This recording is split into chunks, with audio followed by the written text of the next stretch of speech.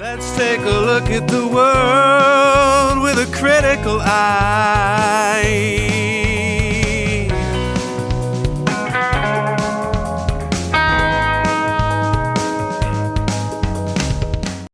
Hi everybody, welcome to the Inquiry Lab. Today we're going to have a look at a health claim, a food health claim. I'm sure many of you have heard that green tea with lemon is a superfood and that it can do things like boost metabolism and aid in weight loss. But what exactly do those things mean, and are they true, and how much does it boost metabolism, and how much does it aid in weight loss, and are those things always things people want to do? So these sort of health claims are everywhere, but most people don't stop to ask, well, what's real, what's marketing, and what does this thing really do? It's not just about tea, it's about how we think. So in this episode, I'm going to break down a health claim using structured reasoning. It's not guessing, it's not clickbait. We're going to look at this claim the way that a philosopher or a scientist or a detective might look at it, all at once. So we're going to start by breaking down the language and look at what is actually being said in this claim. Let's have a look. So here's the exact claim that we have under analysis. Green tea with lemon is a superfood that boosts metabolism and significantly helps with weight loss. So let's just take a look at a few of the words in here. Superfood is not a science term. It's not something that describes the specific qualities of anything. Superfood is a marketing term.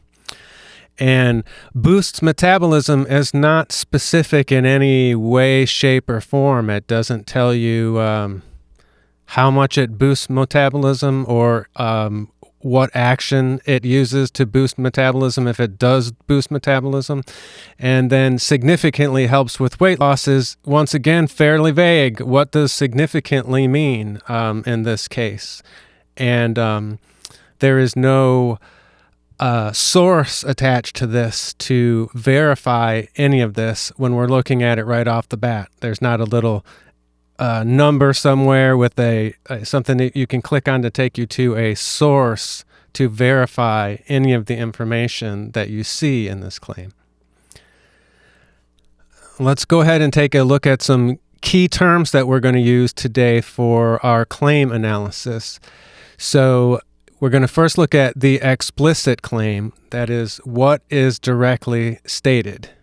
And then we're going to look at the implicit assumptions and what is left unsaid but implied by this statement.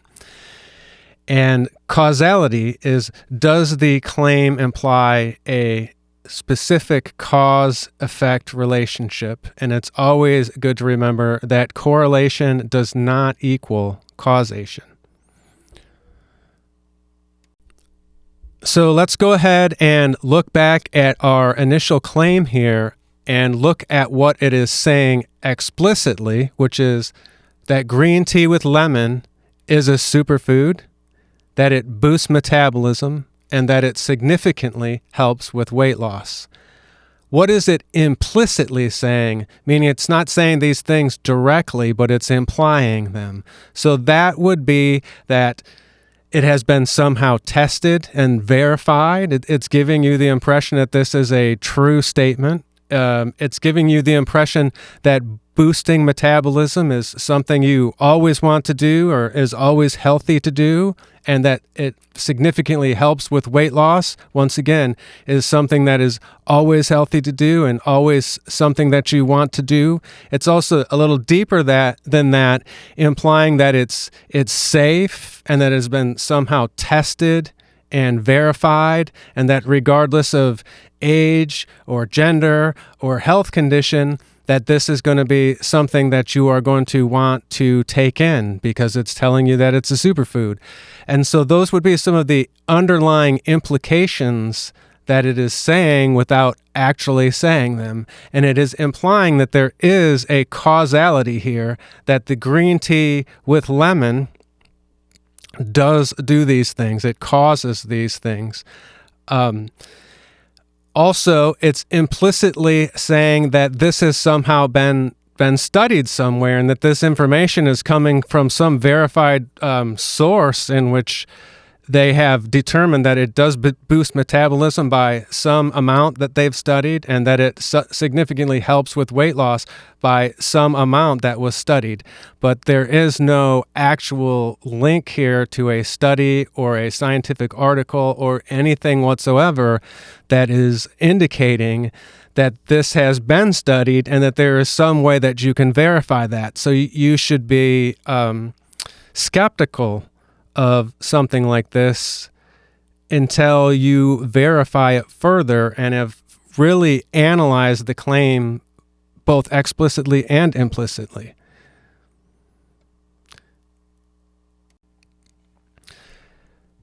Let's break down the language a little bit more here. So we're going to reject the word superfood. It has no scientific basis, and it's purely a marketing language.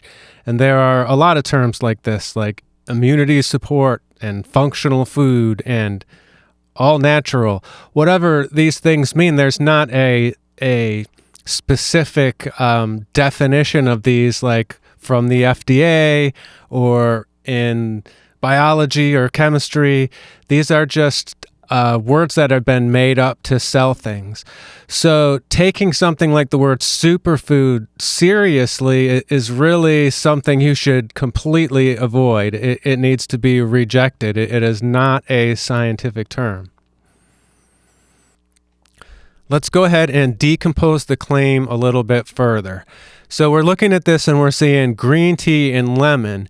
It's not telling you whether it's the combination of green tea and lemon or how much each one of those contributes one way or the other. It's implying that it's the combination of those two, but it's not telling you to what extent either of those does these things.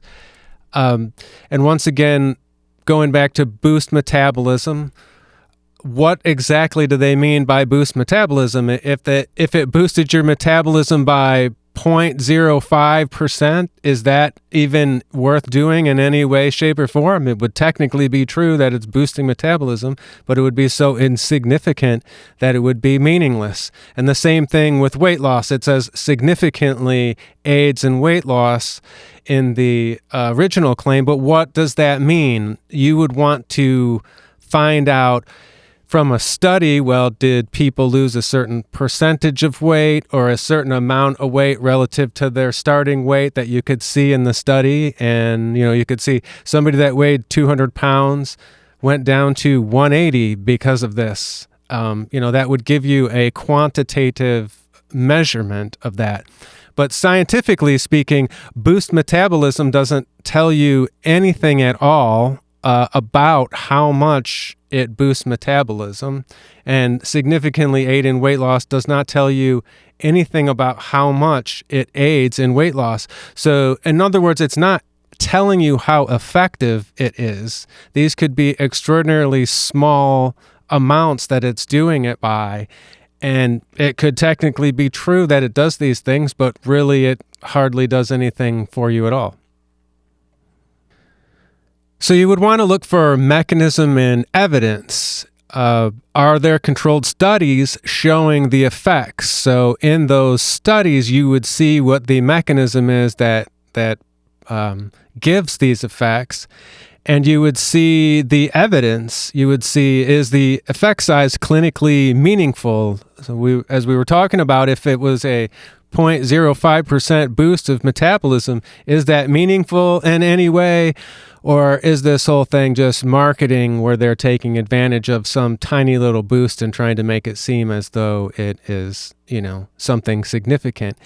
And the mechanisms proposed would be something in the scientific study that would tell you more about, well, is it the way the lemon interacts with the tea that somehow together they make this a more powerful combination that has an effect on the human body, as opposed to taking green tea by itself or lemon by itself. So you would see that in the study, and that would help you understand what was going on, and it would let you know that somebody, or scientists, a group of people, looked at this and they compared it to placebo, and they possibly compared it against other things. And so you would have some sort of an idea of what it actually did scientifically, and you would see the evidence for that. And hopefully you would find multiple control studies and not just one, and maybe they would even be conflicting.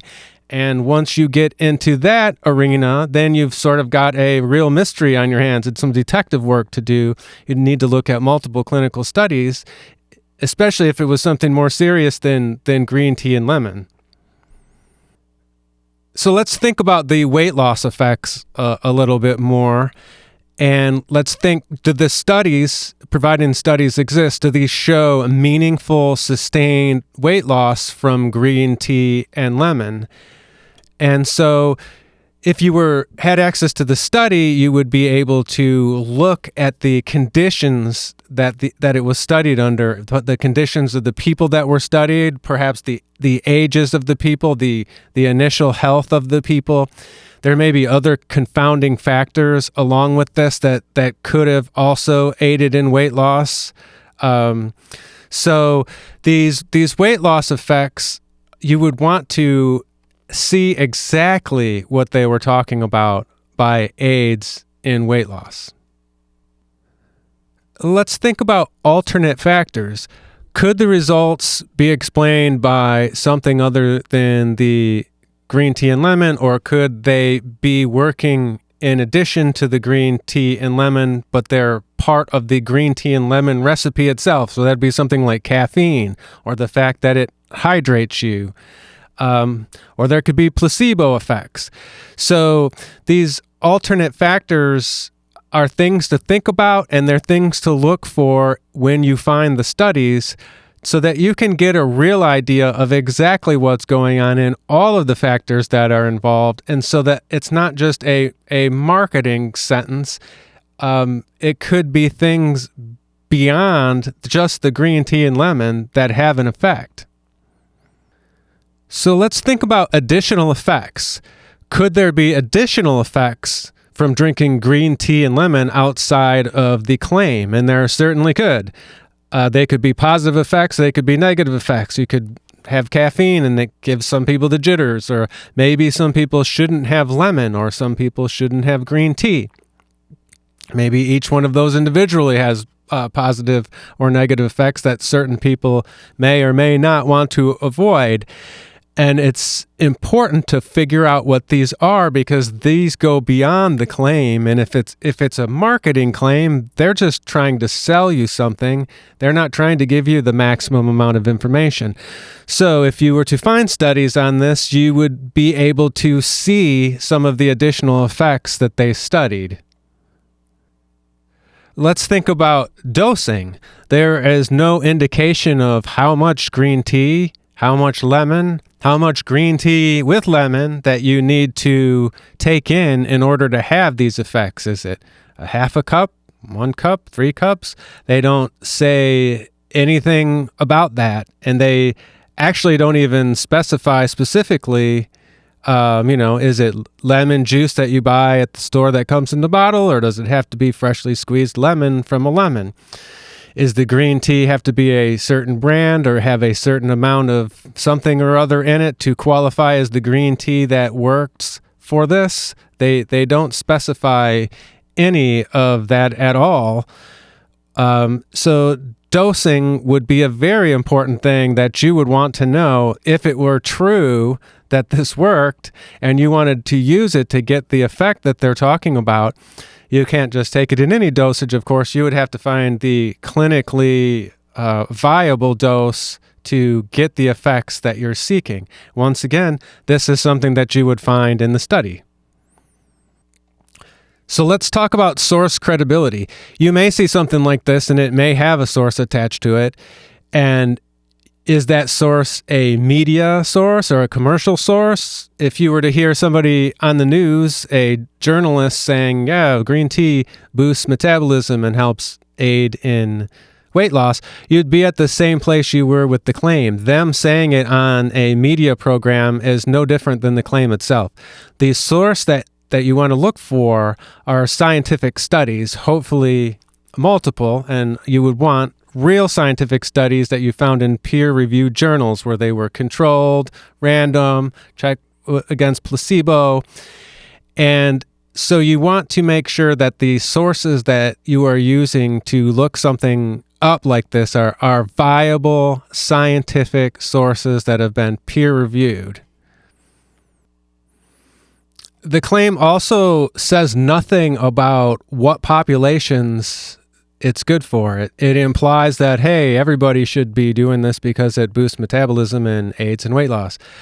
However, it could be true that the effects vary by age, sex, genetics, health status, and that maybe some people should not be taking green tea and or lemon, or maybe there are, certain health conditions that would make it where it was like, yeah, green tea and lemon is not something you want to take if you have this health condition. So once again, that's going to be something that you find in the peer-reviewed scientific studies, and you may have to search in a different way for that. And it's always a good idea to search in different ways for these studies. Perhaps you want to look at it from different angles when you're doing a search in a database, and perhaps specifically look for population variation with green tea and lemon, and then maybe you would specifically look for health status or age or something like that. Maybe they're in the main articles, but maybe some studies didn't look at all of these things and other studies did. So it's important to make your search wide when looking for these. And once again, if it's something more serious than green tea and lemon, you most certainly want to do a very wide study of anything that's available, and you want to compare all of the studies to each other. Now, I know I've been pushing the studies pretty hard, but it's also important to look for bias within the studies themselves, publication bias. So is the research that is in the studies skewed toward positive outcomes due to industry funding or publication bias? There are certainly times when the company that's making the product, probably not in the green tea and lemon case here, but they are involved in the study themselves, and they have a financial reason for it to come out with a positive outcome because they want to sell their product. So that is a very important thing to look for when you are looking at these studies is there a publication bias? Who financed the study and who took part in the study? Who did the study? Right. So if it's the company itself that did the study, I would be very skeptical of the study, and I would most certainly want to find studies that were done by independent people that had no stake in whatever the item is that you're talking about. So let's go ahead and look at one of the things that is in green tea called EGCG. It's a powerful antioxidant, and it's thought to contribute to many of green tea's health benefits, including some of the things about metabolism, inflammation, cellular protection. So that would be something that you could look up specifically, studies about one of the ingredients itself in green tea, as opposed to just looking for green tea. And so here is one example of a study about that, but I always suggest that you look at multiple studies. So the point of today's episode was really to look at how to analyze a claim, any claim, not just the green tea and lemon claim. That being said, since we are looking at the green tea and lemon claim, there is a study available that indicates that adding lemon juice, because it contains vitamin C, helps stabilize EGCG, the powerful antioxidant. So this doesn't say anything about metabolism and weight loss, and this is exactly where you're going to find yourself if you start looking at these studies, that you're going to find all sorts of things that may not be related to the initial claim, but they may tell you some interesting things about green tea and lemon. So here's another scientific article. If you are interested in seeing one of the things that has been studied about green tea and lemon. I hope you enjoyed today's episode of the Inquiry Lab, and that the next time you see a claim like this, you will ask yourself some of these questions and perhaps look some things up in scientific journals. On the next episode, we will be analyzing something else, and I will see you there. Let's take a look at the world with a critical eye.